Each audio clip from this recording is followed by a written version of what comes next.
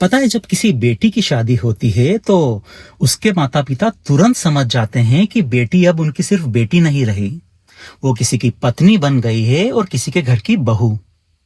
वहीं जब बेटे की शादी होती है तो उसके माता पिता को ये समझने में कई बार सालों लग जाते हैं कि उनका बेटा अब सिर्फ उनका बेटा नहीं, किसी का पति भी है।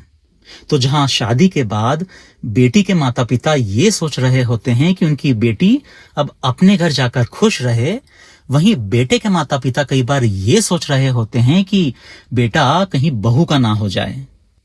और फिर इसी तरह समय बीतता चला जाता है और या तो बहू हालातों में ढल जाती है या फिर बदल जाती है।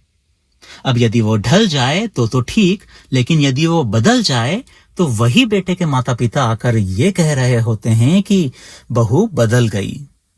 बहू बदल गई? जी हां, बहू बदल गई, क्योंकि जब शायद आपको बदलना था तो आप नहीं बदले।